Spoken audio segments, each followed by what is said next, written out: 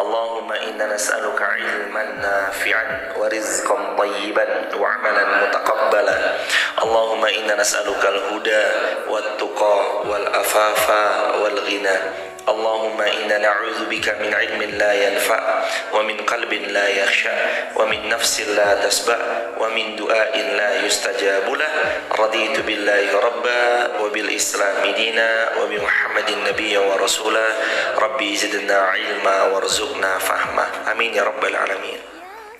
Segala puji kepunyaan Allah, kita terus bersyukur kepada Allah. Sampai detik ini pun Allah kasih kesempatan yang begitu hebat dan besar serta sehatnya kita ini.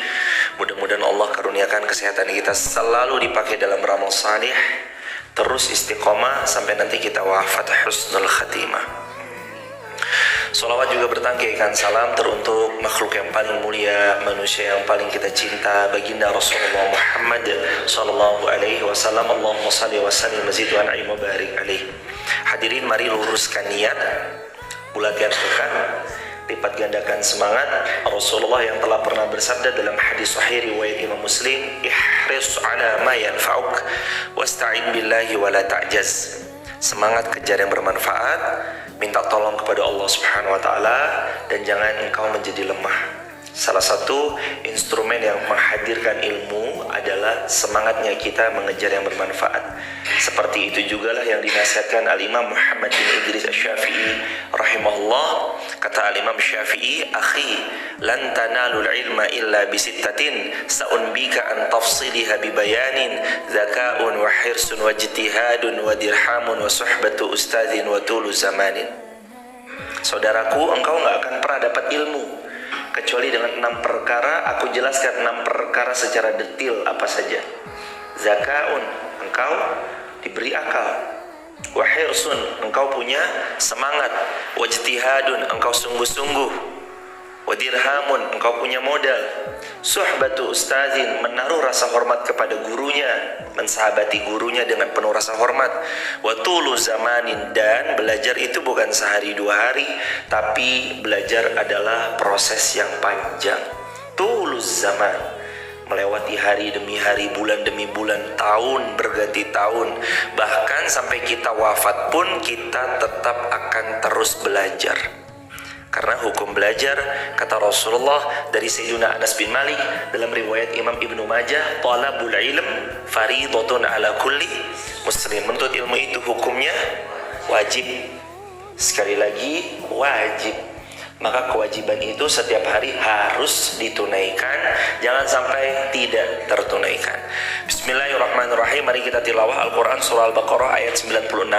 Kemarin sekilas kita bahas, hari ini akan kita bahas lagi yang lebih detail, lebih mendalam insyaallah, plus ayat-ayat yang berikutnya. A'udzu billahi minasy syaithanir rajim. 1, 2, 3.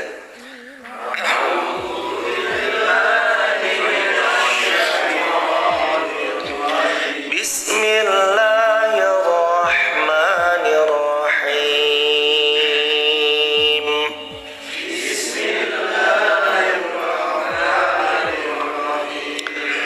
Wala tajidannahum ahrasan nas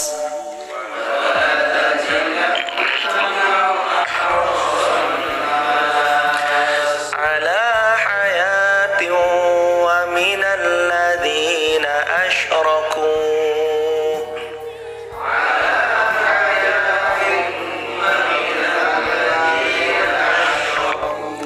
yawaddu ahaduhum law yu'ammar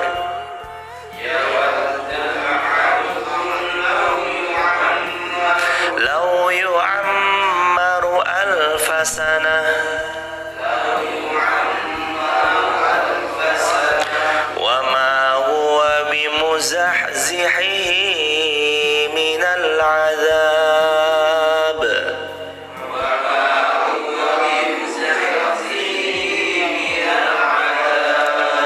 wa ma huwa bimuzahzihi minal azab ay yu'ammar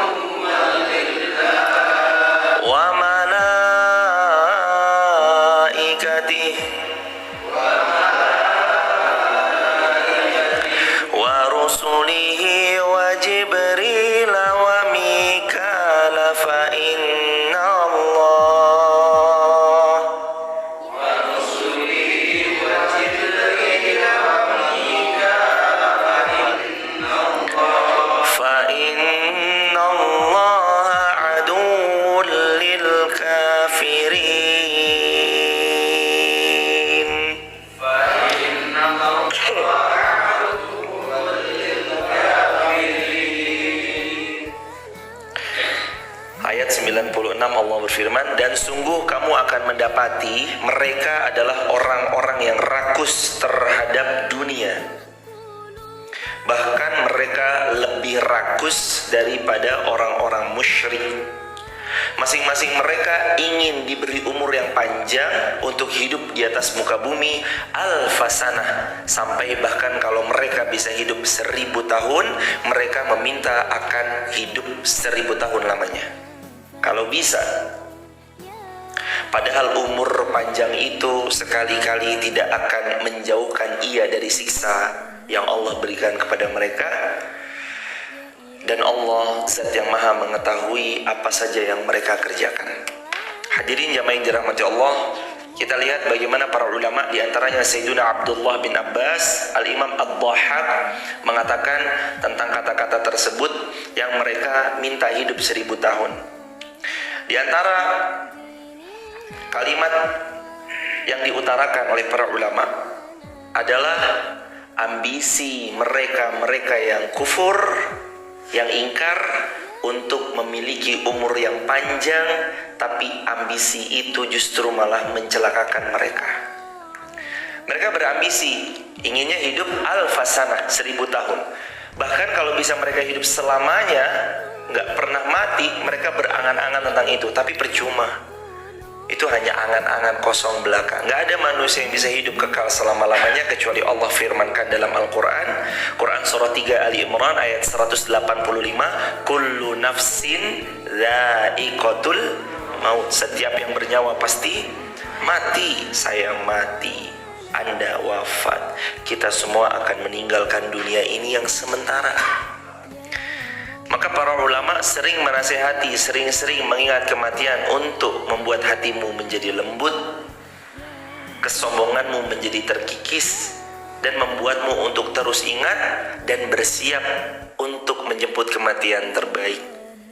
Ngapain sih kita pagi datang ke sini, dingin-dingin, 13 derajat, 14 derajat, airnya dingin, kita berwudu juga dengan air dingin itu. Cuaca dingin, kita keluar dengan cuaca yang luar biasa ya, sejuknya ini. Tapi kenapa kita mau datang subuh-subuh?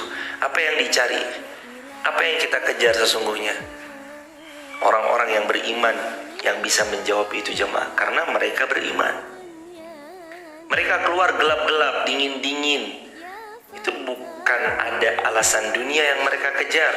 Tidak seperti orang-orang musyrik, tidak seperti orang-orang kufar yang mereka menginginkan kehidupan dunia, bahkan mereka rakus terhadap dunia. Bahkan lebih rakus Allah firmankan daripada orang-orang yang musyrik. Mereka lebih rakus daripada orang-orang yang musyrik. Padahal sungguh kerakusan itu membuat mereka binasa. Jemaah mau nyari apa kalau bukan amal saleh di dunia ini? Kita nih mau ngejar apa hadirin kalau bukan amal saleh yang kita perbanyak di dunia ini? Mau ngejar harta, kalah banyak. Sebanyak-banyaknya harta kita akan ada yang punya harta lebih banyak. Mau kejar jabatan, setinggi apapun jabatan kita, ada yang pasti jabatannya lebih tinggi. Mau ngejar ilmu, wah tentu kalau ilmu ini harus dikejar jemaah. Nggak bisa nggak dikejar karena ini suatu kewajiban. Tapi nanti ilmu itu diarahkan untuk dunia aja atau untuk mengejar surga, pilihannya ada di tangan masing-masing. Kita mau ngejar apa kalau bukan beramal salih banyak-banyak yang mempersiapkan diri kita untuk jumpa sama Allah? Amal salih pasti, bukan yang lain. Allah Subhanahu wa ta'ala juga mengingatkan tentang ayat di 96 tentang hadis Rasulullah sallallahu alaihi wasallam, bahwasanya Rasulullah sallallahu alaihi wasallam bersabda, kata Rasulullah, amma awwalu asyratis sa'ah fanarun tahsyurun nas minal masyriqi ilal maghrib. Adapun tanda-tanda hari kiamat adalah api yang menggiring manusia dari timur dan barat. Sedangkan makanan pertama bagi penghuni surga adalah hatinya ikan paus. Dan jika air mani laki-laki mendominasi maninya perempuan, maka anak akan menyerupai daripada apa yang Allah ciptakan, dan sebaliknya jika air mani perempuan lebih mendominasi daripada maninya laki-laki, maka anaknya akan menyerupai sesuai dengan apa yang Allah kehendaki. Lalu orang-orang Yahudi pun datang bertanya lagi kepada Rasulullah SAW, bagaimana ya Rasulullah tentang satu hal, apakah engkau mendapati adanya, ini kalimat-kalimat yang kalau bisa kita bicarakan itu kalimat-kalimat pertanyaan Yahudi yang tujuannya menentang apa yang Nabi SAW katakan. Nabi bilang begini, Yahudi bilang enggak. Nabi bilang begitu, Yahudi bilang enggak. Ada banyak di antara perbincangan-perbincangan orang-orang Yahudi yang intinya adalah pembangkangan terhadap Rasulullah karena rakusnya mereka terhadap dunia, dan itu membuat mereka binasa. Jadi jamaah yang dicintai Allah Subhanahu wa taala, kenapa Allah sematkan kalimat-kalimat di ayat 96-nya? Di ayat 96-nya Allah berfirman, a'udzubillahi minasyaitonir rajim, wa la tajidannahum ahrasan nas ala hayati wa minal ladzina asyraku. Kalau kamu mendapati mereka adalah orang yang paling rakus, bahkan lebih daripada itu. Wa minal ladzina asyraku, lebih rakus daripada orang-orang musyrik. Yawaddu ahaduhum law yu'ammar alf sanah. Mereka berharap mereka bisa hidup 1000 tahun lamanya. Mereka berharap mereka bisa punya kehidupan yang panjang. Mereka berharap mereka bisa melakukan banyak hal. Tapi apa yang mereka lakukan tidak akan sedikit pun mengubah azab Allah yang datang kepada mereka. Wallahu basirum bima ya'malun. Allah maha basir, melihat bima ya'malun, apa-apa yang mereka kerjakan. Allahu akbar walillahil hamd. Ayat 97. Ayat 97. Qul man kana aduwwan li Jibril fa innahu nazzalahu ala qalbika biidznillah musaddiqan lima baina yadayhi wa hudaw wa busyra lil mu'minin. Katakanlah Muhammad, barang siapa yang menjadi musuh Jibril, maka ketahuilah bahwa dialah yang telah menurunkan Al-Quran ke dalam hatimu dengan seizin Allah. Artinya Jibril menurunkan Al-Quran, membawa wahyu Al-Quran atas perintahnya Allah, diturunkan oleh malaikat Jibril kepada baginda Nabi Muhammad SAW. Barang siapa yang memusuhi Jibril, kata Imam Ibnu Katsir rahimahullah di halaman 346, barang siapa yang memusuhi Jibril, hendaklah ia mengetahui bahwa Jibril adalah Ruhul Amin yang Allah izinkan untuk turun membawa zikrul hakim, Al-Quran maksudnya, dari Allah, dan memasukkannya ke dalam hatinya Rasulullah Muhammad dengan izin dari Allah Subhanahu wa taala, dan ia adalah salah satu dari rasul-rasul Allah, utusan-utusan Allah maksudnya, dari golongan malaikat. Jadi Jibril itu utusannya Allah dari golongan malaikat yang membawa zikrul hakim, Al-Quran yang Allah izinkan untuk turun masuk ke relung hatinya baginda Nabi Muhammad SAW. Hadirin jamaah yang dirahmati Allah, maka diharuskan orang itu beriman kepada Rasulullah. Orang harus untuk tunduk kepada Rasulullah. Peraturan yang harus dia sangat-sangat patuhi dan sangat-sangat dipegang supaya tidak jatuh terjerumus kepada hal-hal yang sia-sia adalah peraturan yang Allah dan hikmah-hikmahnya Rasulullah SAW. Karena bagaimanapun kecintaan orang-orang yang beriman itu tergambar daripada hadis Nabi riwayat Imam Bukhari, riwayat Imam Muslim. Antakunu Allah wa rasuluhu ahabbu mimma siwahuma. Kata Rasulullah, la tajidu halawatal iman. Kamu gak akan dapat manisnya iman kecuali 3 hal ini ada di diri kamu. Yang pertama, Allah wa rasuluhu ahabbu mimma siwahuma. Allah dan Rasulnya lebih kalian cintai daripada selain keduanya. Jadi dia cinta kepada anaknya, tapi Allah Rasulnya lebih dia cinta. Dia taat pada peraturan perusahaannya, dia taat pada peraturan golongannya, dia taat pada peraturan suku-sukunya atau apapun itu, tapi peraturan Allah dan peraturan Rasulnya lebih dia taati ketimbang itu semua. Ini ciri orang dapatnya manis iman. Oh, ini ciri orang akan dapatkan manisnya iman kalau dia menjadikan Allah wa rasuluhu ahabbu mimma siwahuma. Yang kedua, mencintai karena Allah dan mereka saling membenci karena Allah. Dia mencintai karena Allah. Aku mencintai dirimu, persahabatan ini saling cinta satu sama lain, persaudaraan ini dibawa kepada mahabbah ilallah. Bukan lagi persahabatan, pertemanan, perkawanan, perseduluran atau seduluran atau apapun namanya, dibawa ke ranah yang bukan selain Allah. Karena siapa yang dia menjalin sahabat, siapa yang dia menjalin persahabatan bukan karena Allah, persahabatan yang mudah untuk tercerai-berai. Karena bukan karena Allah. Tapi siapa yang menjalin persahabatan karena Allah, Allah yang akan jaga persahabatan yang karena Allah tersebut. Benci pun juga bukan karena kita nggak suka sama satu pihak secara personal. Kita membenci karena Allah benci.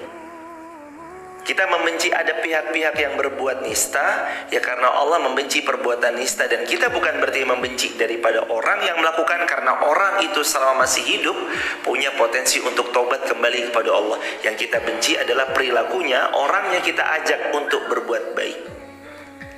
Maka kalau ada pertanyaan, Ustaz gimana hukumnya kalau ngelihat ada orang gak sholat? Jawabannya, hukum ngelihat orang gak sholat adalah diajak sholat. Sebelum kita menghakimi dia, menghukumi dia dengan sesuatu, wah ini A, ini B, ini C, ajak dulu.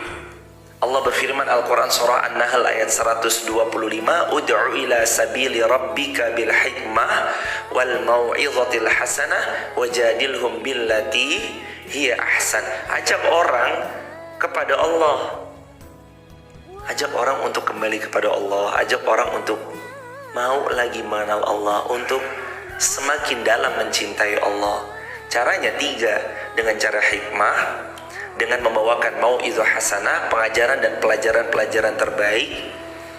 Wajadilhum billati hiya ahsan. Kalau diajak sharing session, diajak diskusi ringan, atau nanti bahkan sampai ke skala perdebatan, berdebatlah dengan cara-cara yang ahsan. Jadilhum billati hiya ahsan. Kalau berdebat aja, tapi caranya yang baik. Gimana cara berdebat yang baik kata para ulama? Kalau dia masih mau mendengar kebenaran, sampaikanlah. Kalau tidak mau mendengar kebenaran, sudahkanlah. Sesimpel itu. Orang kalau mencarinya pembenaran, jelasin aja. Dia akan berpikir, oh iya, saya cari pembenaran. Saya cari kebenaran atau pembenaran, dia yang bisa jawab. Dan kita lawan debatnya atau lawan diskusinya, kentara. Bisa tahu kok mana orang yang sungguh-sungguh hendak cari tahu kebenaran, atau mana orang yang benar-benar hanya sekedar pengen ngobrol santai tapi dia mencari pembenaran atas kekeliruannya. Datangkan 1 ayat cukup buat dia kalau dia mencari kebenaran. Datangkan 1 juta ayat nggak akan pernah cukup kalau dia hanya mencari pembenaran. Jadi dalam ayat ini, barang siapa yang menjadi musuhnya Jibril, maka ketahuilah, maka dialah Jibril atas seizin Allah yang telah menurunkan Al-Quran ke dalam hatimu. Artinya gimana memusuhi Jibril? Tidak mau taat dan tunduk kepada ayat-ayat Allah. Allah berfirman A, dia malah diputar balik firman Allah. Allah mengajak B, malah dia putar balik apa yang Allah sudah ajak yang B tersebut. Ini namanya orang-orang yang selalu memutarbalikan apa yang Allah telah firmankan. Berikutnya,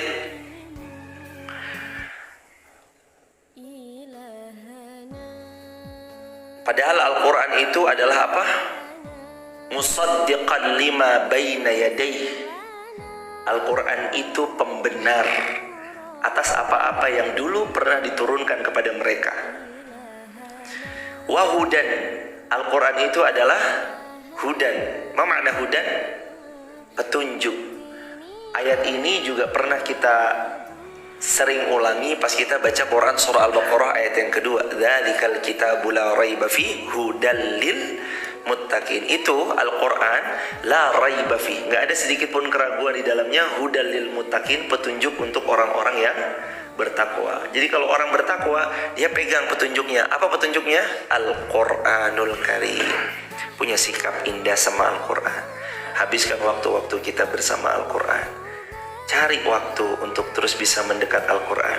Belum bisa menghafalkan, minimal membacanya. Belum bisa membacanya, minimal mendengarkan murotalnya.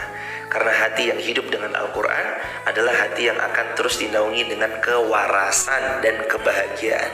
Waras. Hati yang selalu bersama Al-Quran itu jadi waras. Tidak berlebihan disetir ke kanan atau disetir ke kiri. Karena Al-Quran itu membuat akal kita tuh jadi waras, hati kita jadi sembuh, badan kita jadi sehat saat kita mendengarkan Al-Quranul Karim. Dan lebih-lebih Rasulullah telah pernah bersabda, Iqra'ul Qur'ana fa innahu ya'ti yawmal qiyamah syafi'an li ashabi, atau Iqra'ul Qur'ana fa innal Qur'ana ya'ti yawmal qiyamah syafi'an li ashabi. Banyak-banyak baca Al-Quran, karena sebenarnya Al-Quran itu akan datang pada hari kiamat syafi'an li ashabi, pemberi syafaat bagi siapa saja yang membacanya. Kalau membacanya aja kita nggak mau, gimana kita dapat syafaat dari Al-Quran? Kalau membacanya saja kita enggan, mendengarnya saja pun kita enggan, bahkan cenderung menolak mendengarkan murotal Al-Quran, gimana Al-Quran mau ngasih syafaat buat kita? Padahal syafaat terbesar yang bisa didapat oleh banyak semua manusia, salah satunya adalah Al-Quran. Betul nggak? Kalau jamaah mau dapat syafaat dari sedekah, nggak semua orang bisa sedekah. Datang orang miskin kepada Rasulullah, ya Rasulullah, zahaba ahlud dusur bil ujur. Itu orang-orang kaya borong semua pahala. Tuh, maksudmu gimana, kata Rasulullah? Mereka sholat, kita sholat. Mereka puasa, kita puasa. Tapi mereka bisa sedekah, ya Rasulullah. Kami nggak bisa sedekah. Artinya, nggak semua orang bisa sedekah. Kalau kita mengandalkan syafaat dari sedekah, nggak semua kita bisa sedekah, kan? Kalau kita mengandalkan syafaat dari ilmu yang disampaikan, apakah semua orang bisa menyampaikan ilmu? Nggak semua orang juga bisa menyampaikan ilmu. Kalau kita berharap dapat syafaat dari anak-anak yang penghafal Al-Quran, pertanyaannya, apakah pasti anak kita hafal Al-Quran? Belum tentu juga. Kadang boleh jadi Allah beri keterbatasan hafalan pada anak kita. Apakah karena sahabat yang soleh? Kadang sahabat yang soleh pun belum tentu punya sebagian di antara kita. Betul kan? Sahabat soleh belum tentu punya. Tapi kalau berharap syafaat dari Quran, setiap kita bisa baca Al-Quran nggak? Bisa. Kalau berharap syafaat dari Quran, setiap kita punya waktu luang nggak untuk membaca Al-Quran? Bisa, punya. Di rumah masing-masing kaum muslimin ada Quran nggak? Ada, insya Allah. Kecuali yang nggak ada. Yang nggak ada ya masa nggak ada sama sekali, walaupun cuma satu, pasti harus ada jemaah Al-Quranul Karim sebagai pedoman dalam hidup.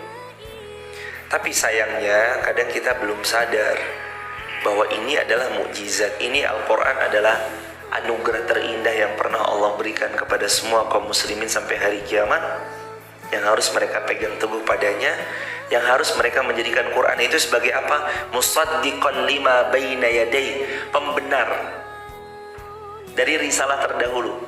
Terus yang kedua, Al-Quran itu sifatnya sebagai hudan. Apa hudan?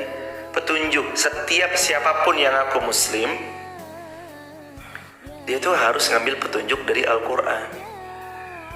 Pernah gak kita sesekali bilang, minimal kalimatnya kayak gini, saya mau nikah nih, ada gak ya petunjuk pernikahan dalam Quran? Saya mau cari Pernah gak kita bilang kayak gitu? Saya mau buka dagangan nih, kira-kira ada gak ya rumus-rumus dan syariat Allah tentang perniagaan di dalam Islam? Pernah dibuka gak Qurannya tentang cari syariat dalam Islam, dalam Al-Quran tentang perdagangan? Saya mau ngelamar kerja nih jadi karyawan, ada gak sih dalam Al-Quran ayat-ayat tentang karyawan? Saya sudah menikah nih, ada gak sih how to be father, how to be a father atau how to be a mother? Ada gak sih dalam Al-Quran gimana seharusnya jadi seorang bapak, gimana seharusnya jadi seorang ibu? Pernah bertanya kayak gitu? Kadang-kadang enggak. Sebagian bahkan sok tahu dengan akalnya yang terbatas, dengan ilmunya yang belum banyak, mereka mengacuhkan, mengabaikan Al-Quran, padahal Al-Quran adalah hudan, petunjuk. Gimana hidupnya mau penuh dengan barokah sedangkan petunjuknya aja diabaikan, yang ada malah konslet. Orang punya handphone, nggak baca petunjuk pemakaian handphonenya. Ini alat apa sih? Ini alat apa ini? Dia nggak baca petunjuk pemakaian handphonenya. Ini untuk telepon. Kalau mau untuk WhatsApp harus download dulu aplikasi WhatsApp, lalu kemudian masukkan nomor, lalu kemudian bisa berkomunikasi, bisa video call, bisa voice note dan segala macamnya. Kita nggak baca petunjuknya, cara penggunaan handphone ini begini, cara resetnya begini, cara on off-nya begini. Akhirnya kita bingung, dipakai ganjel pintu, pas nggak kira-kira? Handphone yang mahal itu dipakai ganjel pintu, pas nggak? Nggak pas, hadirin. Sama, kita menjadi ayah, kita lupa mengambil petunjuk dari Al-Quran. Gimana cara jadi ayah? Kita menjadi ibu, tapi kita lupa mengambil petunjuk dari Al-Quran. Gimana caranya jadi ibu yang baik menurut Al-Quran? Yang ada kan cara jadi ayah yang baik menurut pakar George apa? Teori jadi bapak yang baik menurut Steven Bird apa gitu misalnya. Pantes gaya parenting kita tuh nggak seperti Al-Quran inginkan. Karena kita nggak betul-betul jadiin Al-Quran itu hudan, the way of life. Al-Quran ini nggak dijadiin the way of life. Al-Quran cuma jadi pajangan, ditaruh di rak, udah didiemin, dibukanya setahun sekali. Pas kapan? Bulan Ramadan. Besok Ramadan yuk, ayo lagi buka Quran. Di luar bulan Ramadan gak pernah mau baca Al-Quran, gak pernah mau buka Al-Quran, gak pernah mau mentadaburi Al-Quran, menghafalkan tak pernah, mengkaji tafsirnya gak pernah. Makanya tegas di ayat ini, ayat 97 daripada Quran surah Al-Baqarah, hudan. Al-Quran itu nomor 2-nya adalah petunjuk. Maka siapapun yang merasa kaum muslimin, ya harus menjadikan Al-Quran sebagai satu-satunya petunjuk pedoman dalam hidup. Nanti dilengkapi dengan sunnahnya Rasulullah, baik fi'liyah, qauliyah, takririyah maupun sunnahnya Rasulullah berupa himmah. Lalu dilanjutkan oleh ijma' sahabah, dilanjutkan daripada qiyas para ulama. Jadikan pedoman. Nyaman jemaah. Mau berdagang, lihat turunkan ayat-ayat tentang perniagaan. Mau menikah, turunkan ayat-ayat munakahat tentang pernikahan. Mau membersamai anak-anak, turunkan ayat-ayat tentang bagaimana Rasul-Rasulnya membersamai anak mereka atau orang-orang saleh membersamai anak mereka. Wa idh qala Luqmanu libnihi wa huwa ya'iduhu ya bunayya la tusyrik billah inna syirka la zulmun azim. Gimana ketika Luqmanul Hakim bicara kepada anaknya? Apa yang Luqman katakan kepada anaknya? Ya bunai, wahai anakku sayang, la tusyrik billah, jangan kamu berbuat syirik. Anak itu usianya masih muda belia, tapi dipahamkan akidah untuk tidak berbuat syirik. Inna syirka la zulmun azim, sesungguhnya kesyirikan adalah kezaliman yang nyata. Kezaliman yang nyata, yang besar, azim. Jangan main-main, ini dosa besar kalau sampai orang jatuh ke titik perbuatan syirik. Itu kan ayat-ayat tentang parenting. Maka siapa yang menjadikan Al-Quran sebagai imam dalam hidupnya, siapa yang meletakkan Al-Quran di depan hidupnya, menjadi imam dalam kehidupannya, maka Quran ini akan menghantarkan dia masuk surganya Allah. Tapi siapa yang menjadikan Quran di balik punggungnya, dia taruh Quran di belakang, diabaikan Al-Quran, diacuhkan Al-Quran, bahkan tak pernah sedikit pun dia mau membuka apa-apa yang Allah firmankan dalam Al-Quran sebagai pedoman dalam kehidupan, maka Al-Quran yang ia taruh di balik punggungnya akan mendorongnya masuk ke dalam neraka jahanam. Nauzubillahi min dzalik. Terus apalagi Al-Quran? Fungsi yang berikutnya Al-Quran adalah wa busyra lil mu'minin. Al-Quran itu yang ketiga adalah busyra. Apa makna busyra? Kabar gembira. Al-Quran itu kabar gembira. Busyra.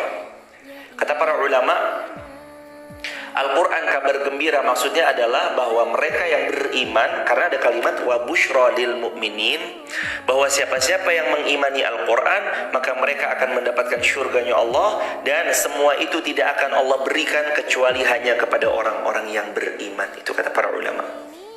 Wa busyra lil mu'minin. Orang kalau beriman gembira terus hidupnya. Sakit sesaat tapi dia bangkit lagi.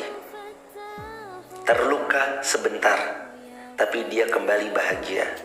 Itu orang kalau beriman. Sedih, kecewa, terluka, dikhianati, gak akan dia lama. Terus meratap di atas keadaan itu tuh gak akan lama. Kecuali orang-orang beriman pasti langsung membalikkan keadaan menjadi yang mentalnya the winner. Mentalnya mental jawara. Makanya orang-orang beriman kalau lihat, ini bukan sembarang orang. Para sahabat Nabi itu kan perawakannya macam-macam. Ada yang memang besar seperti Sayyidina Umar, ada yang rajulun nakhif, kurus seperti Sayyidina Abdullah bin Mas'ud radhiyallahu an, salah satu sahabat Nabi yang paling awal-awal masuk Islam. Tapi besar ataupun kecil, yang dilihat banyak orang itu adalah tentang mentalnya. Anak kecil kurus, kalau mentalnya mental jawara, tetap pandangannya pasti akan beda. Sorot matanya yang tajam pasti akan beda. Mental. Rasulullah itu menginginkan kita membangun mental juara, dan kaum muslimin itu sudah punya darah genetik juara. Dalilnya mana? Kuntum khairah ummah. Itu genetika kita loh hadirin. Kaum muslimin sekalian, kuntum khaira ummah, kalian itu genetikanya adalah umat terbaik. Kita tuh gennya tuh gen umat terbaik. Mengalir di darah kita ini adalah aliran darah dari umat-umat terbaik, yang selalu bergembira, menyebarluaskan kabar gembira, menggembirakan juga kepada sesamanya. Busyra lil mu'minin. Jadi Al-Quran ini busyra, kabar gembira yang menyenangkan hati orang-orang yang beriman. Maka kalau ada orang beriman kok sedih terus, murung terus, mungkin ia belum sampai di ayat ini. Harus tahu ya hadirin, sahabat dimanapun berada, sedihlah tapi sebentar aja. Ayo senang kembali. Terlukalah tapi jangan lama-lama. Ayo bahagia lagi. Kecewa gak apa-apa, sebentar aja. Tapi ayo berkarya dan bangkit lagi. Optimis, semangat. Kan mental kita adalah mental kuntum khaira ummah. Kalian ini adalah umat terbaik. Maka umat terbaik itu yang dia jatuh kemudian bangkit kembali, terluka kemudian dia untuk berkarya kembali. Pernah dikecewakan, tapi dia tidak berlama-lama di atas kecewanya. Kemudian dia balikkan keadaan menjadi bahagia. Busyra. Karena agama ini itu adalah busyra, kabar gembira. Jadi santai aja. Nikmati hidup dengan kebahagiaan. Karena Al-Quran menganjurkan kita untuk selalu berbahagia.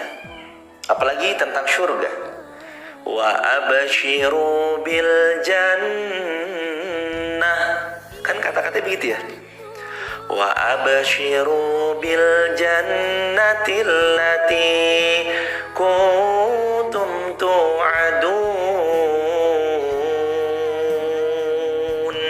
Wa abshiru bil jannati allati kuntum tu'adun. Kasih kabar gembira tentang surga. Emang salah satu rumusnya hadirin, kasih kabar gembira. Orang itu pertama digembirakan dulu. Dakwahnya Nabi dakwah tauhid, betul. Dakwahnya Nabi kan mengesahkan Allah, betul. Dakwahnya Nabi kan memberantas kemusyrikan, betul. Memberantas kesyirikan, betul. Tapi tidak lupa juga bahwa dakwahnya Nabi juga tentang kebahagiaan. Kata Rasulullah dalam hadis riwayat Imam Al-Bukhari, juga riwayat Imam Muslim, dan kita hafal betul hadis tersebut, yassiru wala tu'assiru. Permudah permudahlah dan jangan dipersulit. Wa basyiru wa la tunaffiru. Di awal-awal berilah kabar gembira, jangan mendatangkan kalimat yang membuat orang lain kabur. Orang lain jadi takut. Wa la tunaffiru, jangan nakut-nakutin dulu. Yang pertama berarti kabar gembira, kasih tahu kebahagiaan, kasih tahu kegembiraan. Agama ini mudah, ad-dinu yusrun. Agama ini mudah, agama ini sangat-sangat indah. Itu yang pertama. Nanti pelan-pelan sudah mulai beranjak, tangga 1 selesai, tangga 2 dipijak. Tangga 2 selesai, tangga 3 dipijak. Tangga 3 selesai, naik tingkat ke tangga 4. Begitu hadirin. Jadi materi-materi yang ringan, materi-materi yang soft, materi-materi yang membahagiakan untuk awalan. Setelah lama kita belajar, silakan ngajilah. Banyak-banyaklah mendengar kajian. Banyak-banyaklah menghadiri majelis ilmu. Al-Imam An-Nawawi rahimahullah hadir per satu harinya berapa majelis ilmu? Al-Imam An-Nawawi hadir satu hari 12 majelis ilmu dengan 12 guru yang berbeda di 12 bahasan kitab yang berbeda pada 12 tempat yang berbeda. Allahu Akbar. Jadi kalau kita ngaji baru sehari sekali, kalah jauh kita.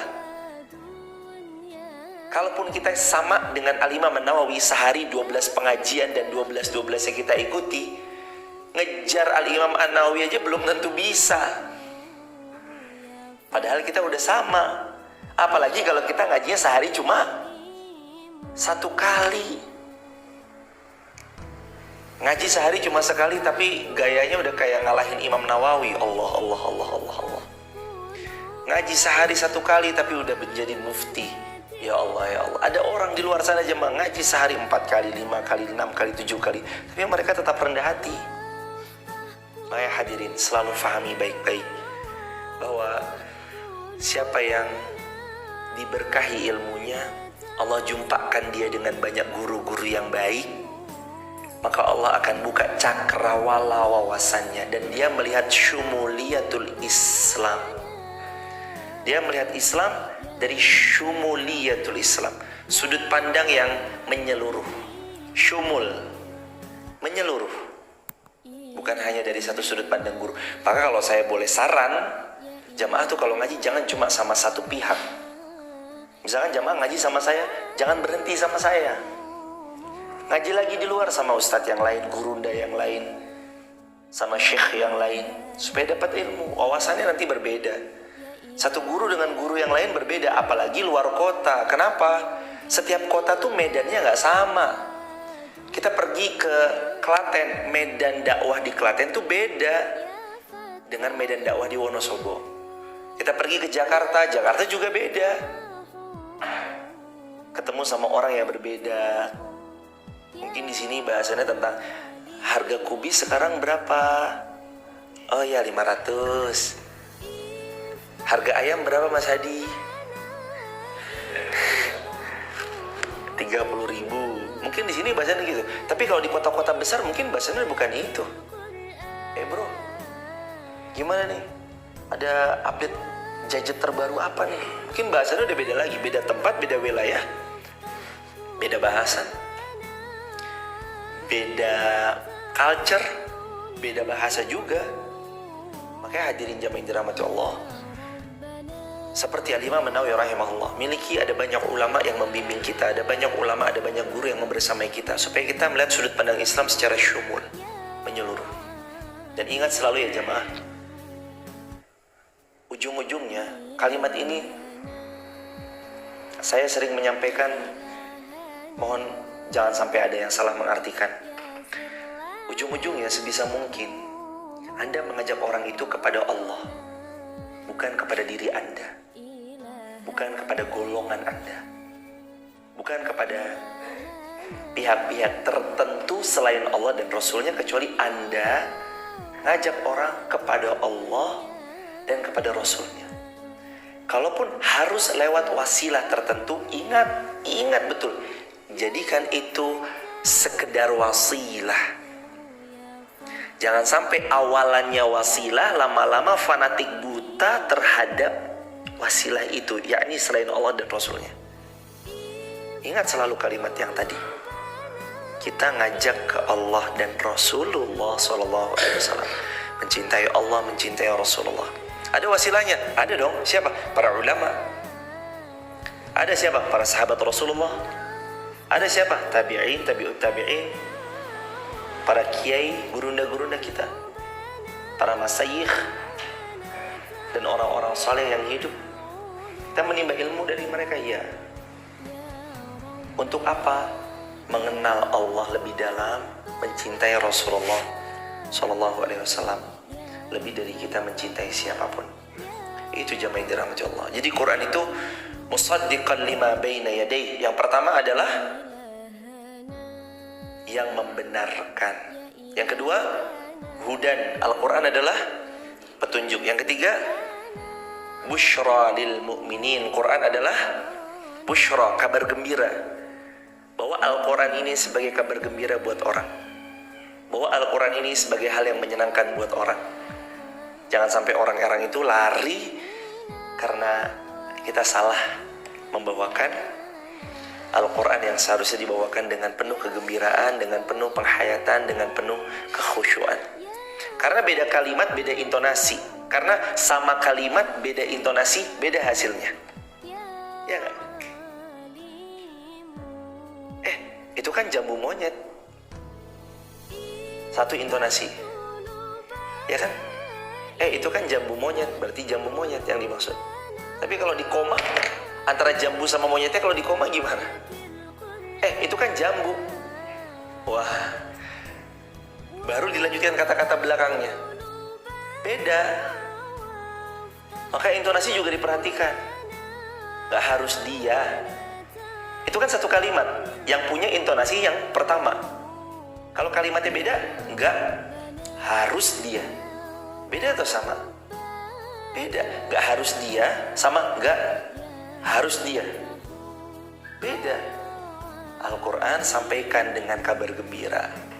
Karena Al-Quran itu busyra lil mu'minin, kabar gembira. Maka gembirakan dengan Al-Quran. Kami itu kalau turun Al-Quran, kata para sahabat gini, kami itu kalau turun Al-Quran pada ayat-ayat yang membahagiakan dan ayat itu disampaikan, kegembiraannya kami dapat itu lebih daripada kegembiraan saat kami mendapatkan harta. Allah.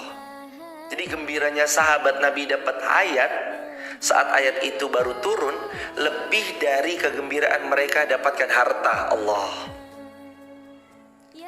Bahkan lebih daripada mereka dapatkan dunia dan semua isinya. Satu ayat turun jemaah. Dan pada saat pengharaman kami juga berbahagia. Coba bayangin, ini pengharaman tapi membahagiakan mereka. Apa kata mereka?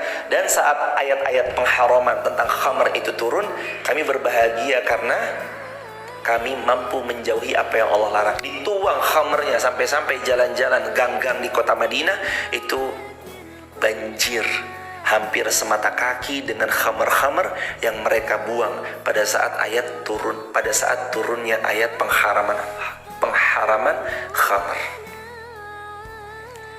Kalimatnya lagi-lagi sama, sami'na wa ata'na. Kalimat sahabat begitu, bukan sami'na wa tak pikir-pikirna, bukan sami'na wa tak timbang-timbangna, bukan sami'na wa asayna. Karena siapa yang berucap sami'na wa asayna? Orang Bani Israel. Sami'na wa asayna. Ayat 98. Barang siapa yang menjadi musuh Allah, malaikat-malaikatnya Allah, musuh rasul-rasulnya Allah, musuhnya Jibril dan musuhnya Mikail, maka sesungguhnya Allah adalah musuh bagi mereka, orang-orang kafir. Memusuhi Allah, memusuhi malaikat-malaikatnya Allah, memusuhi rasul-rasulnya Allah, memusuhi Jibril dan Mikail, sesungguhnya Allah musuh mereka, orang-orang kafir. Apa makna memusuhi Allah, memusuhi malaikat-malaikatnya Allah? Di ayat 98 maknanya adalah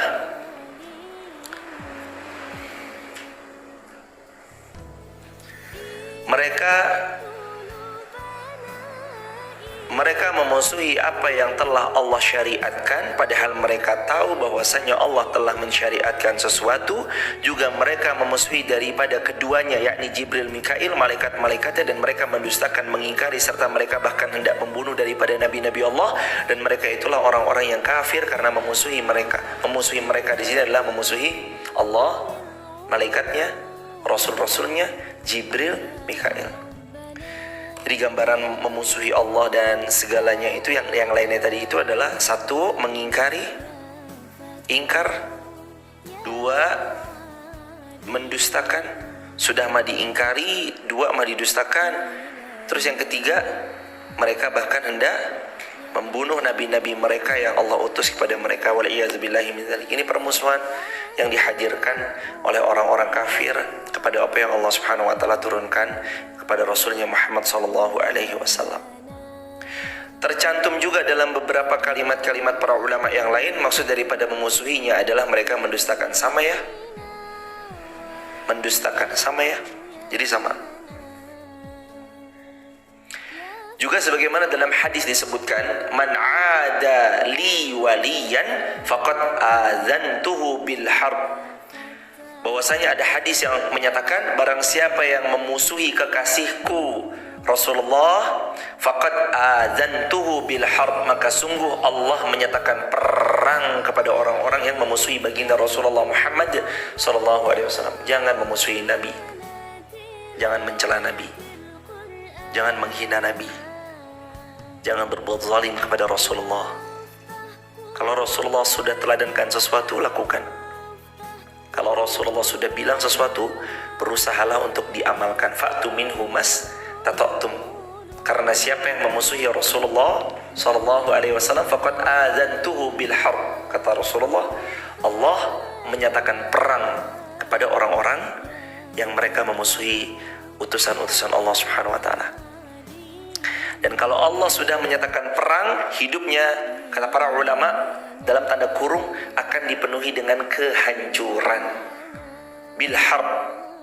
Allah menyatakan perang, maknanya Allah akan berikan kehancuran kepada orang-orang yang memusuhi baginda Nabi Muhammad sallallahu alaihi wasallam. Maka jangan jadikan bahan olok-olokan.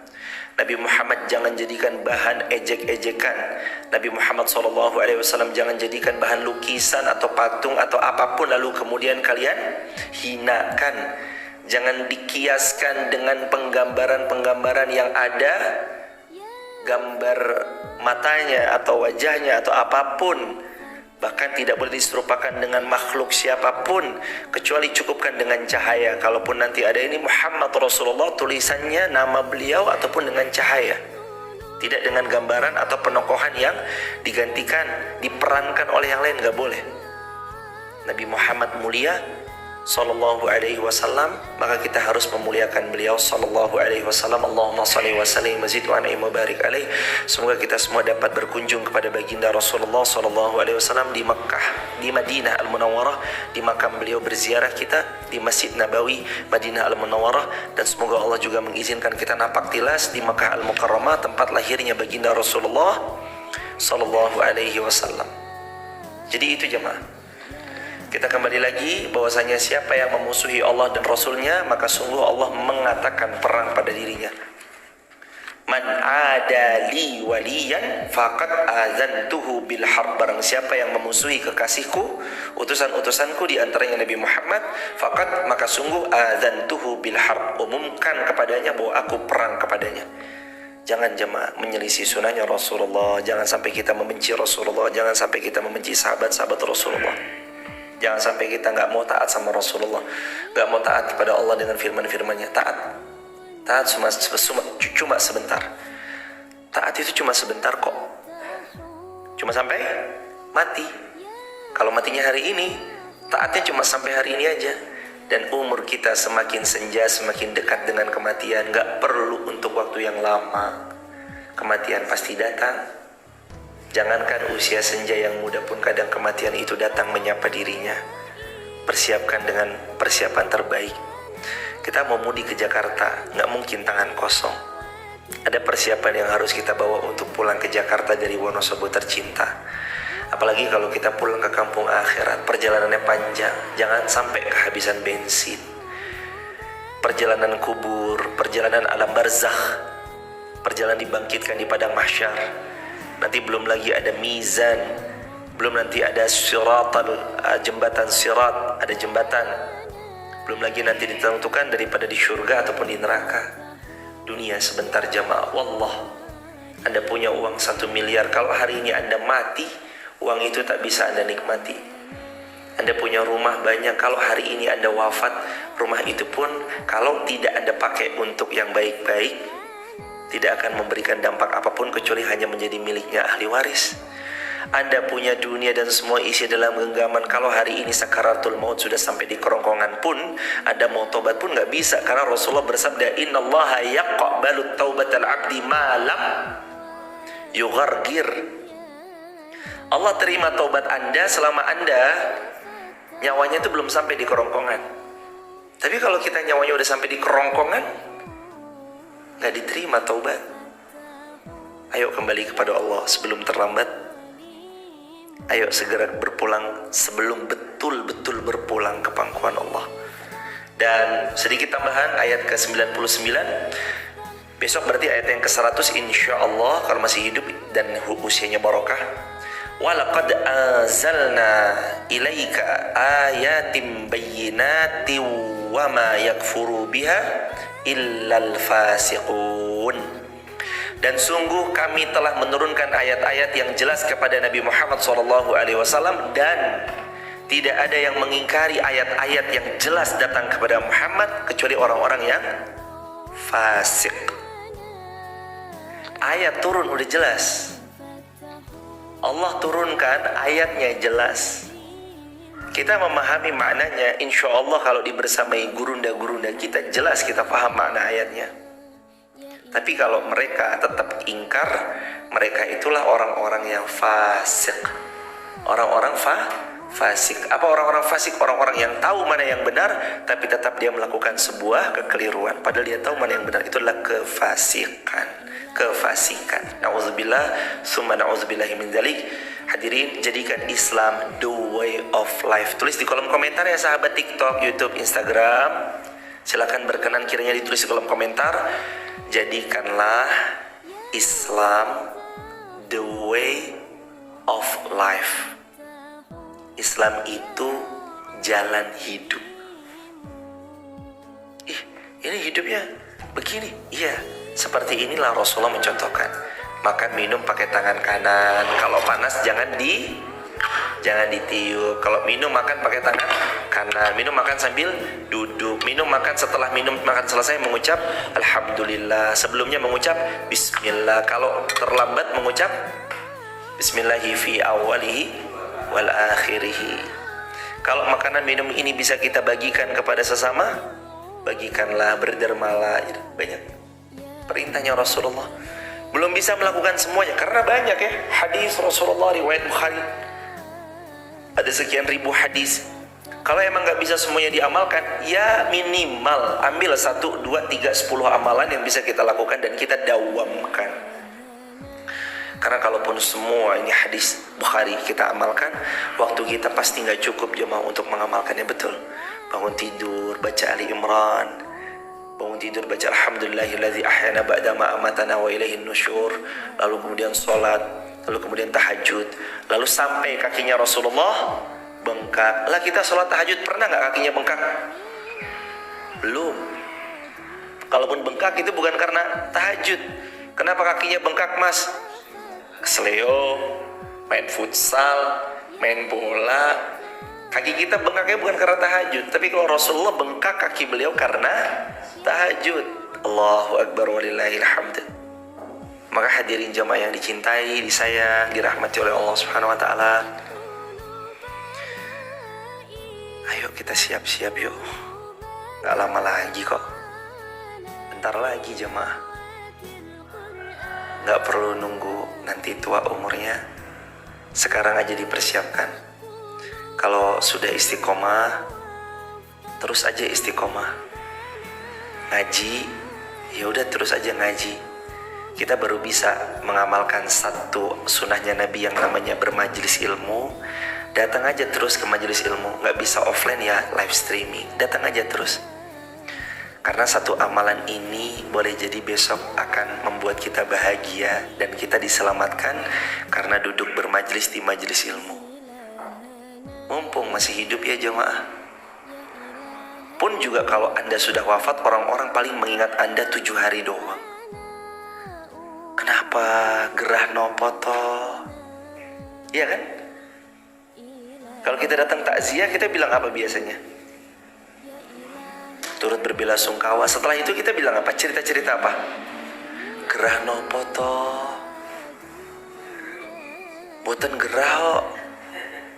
Boten gerah itu teman-teman kalau belum ngerti bahasanya, gerah nopoto artinya sakit apa sih? Kok sampai meninggal gitu loh mesti nanya. Loh, emang harus sakit? Enggak harus sakit. Gerah nopoto, gerah nopoto, gerah. Berapa banyak anak mendahului dari orang tuanya, menantu mendahului orang tuanya, cucu mendahului kakek neneknya untuk meninggalkan dunia. Berapa banyak? Banyak hadirin. Orang tuanya masih sugeng, masih sehat, masih bugar, masih segar. Anaknya sudah duluan berpulang. Allah. Karenanya istiqomah aja jemaah. Kita punya amalan ngaji, ya udah istiqomahin aja dulu sampai mati. Semoga sesuai dengan apa yang kita harapkan. Semoga istiqomah sampai wafat husnul khatimah. Barakallahu fikum. Silakan kalau ada yang mau didiskusikan, waktu dan tempat untuk diskusi dipersilakan. Tapi sebelum itu, kalau ada di antara sahabat ada yang berkenan untuk membersamai grup kajian saya, sahabat bisa tap link di bio, sebut nama, asal kota, asal negara. Dan untuk informasi, tanggal 5 November insya Allah kita pelan-pelan akan mengupgrade fasilitas alat live streaming kita. Handphone Xiaomi ini pelan-pelan insya Allah akan di-upgrade kalau Allah menolong. Teman-teman yang mau ikut upgrade daripada alat live streaming, teman-teman nanti bisa tap link di bio juga, sampaikan saja hajatnya. Mudah-mudahan setiap kali ilmu yang disampaikan lewat live streaming, ilmu itu diamalkan, ilmu itu lebih-lebih diajarkan lagi kepada yang menyaksikan.